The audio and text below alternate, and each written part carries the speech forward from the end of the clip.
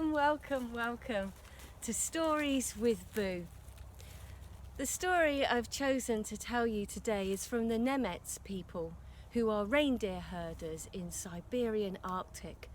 It can be a very harsh place to live and work. Temperatures can plummet to minus 50 degrees. That's 50. Now, a few weeks ago when we had some cold weather here in Devon, temperatures got down to -2 or -3. So imagine what minus 50 must feel like. I've chosen the story because the main character in it, the mother, even though she lives in a tent rather than a house, and even though the clothes that she has to fix and repair are made from reindeer hide, rather than the materials we would be familiar with, she faces one of the challenges that all mothers face, regardless of where they live. A mother lived on her own with her 4 children. With no husband alive, she had to do the work of 2 parents.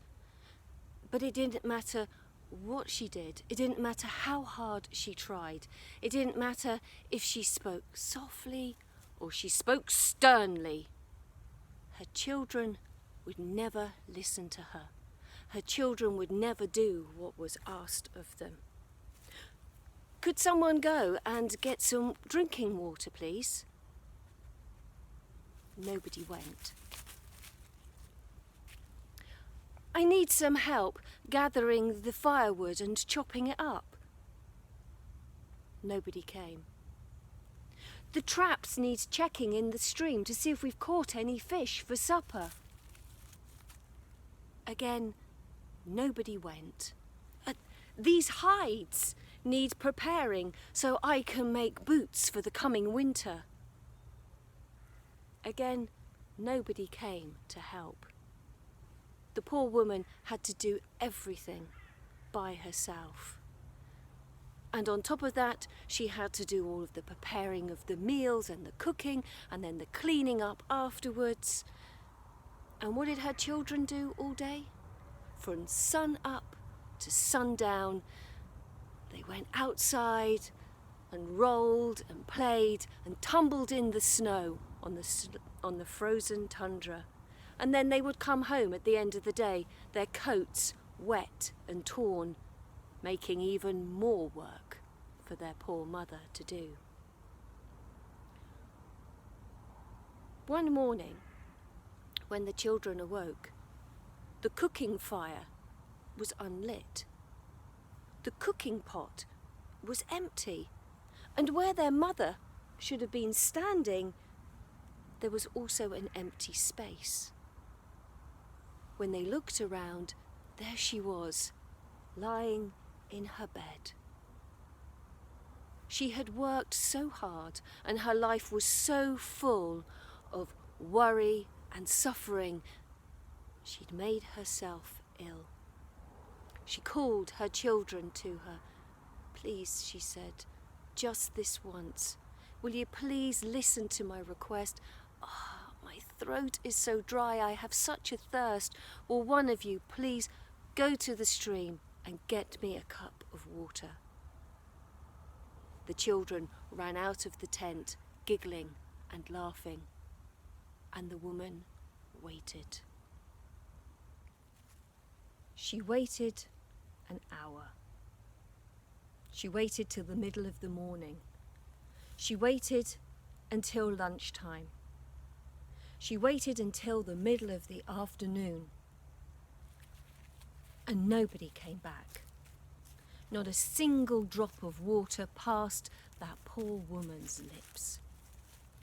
And when her children came home at the end of the day, tired and hungry, and they lifted the tent flap, they were surprised to see their mother standing on wobbly legs, struggling and fighting her way into her big grey coat.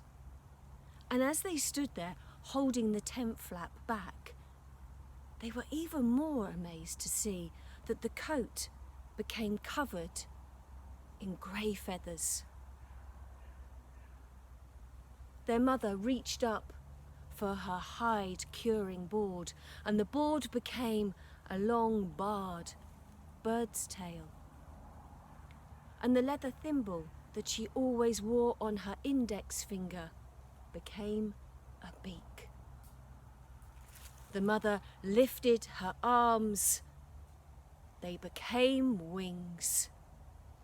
And while her children stood there, jaws dropped before their very astonished eyes. Their mother had turned into a bird. And this bird mother, she then flew over their heads, out through the tent flap, and out into the cool evening sky. Her children immediately spun on their heels and ran off after her. "Mother, mother, please don't go, don't leave us," they called. And the bird just circled round and round the tent. "I'll go and fetch water," said the eldest. "I will go and gather and chop the firewood," said the second. The third and the fourth shouted, "I'll go and check the traps in the stream. I will help prepare the hides." But all they could hear coming back to them on the night sky, on the night breeze, as the bird was circling around the tent, was the bird's call. "Cuckoo, cuckoo, too late, too late, too late."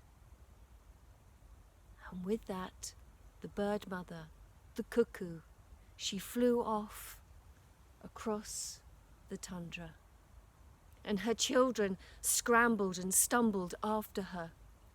They ran and they ran, following the undulations of the land, tripping over the rocks, stumbling over the tufty grass.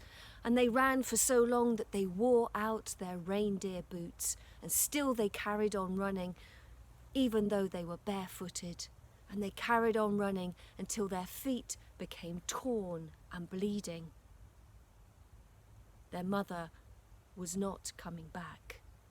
Their mother had abandoned them for good. And since that day, the cuckoo has never built a nest. Since that day, the cuckoo has never raised her own children.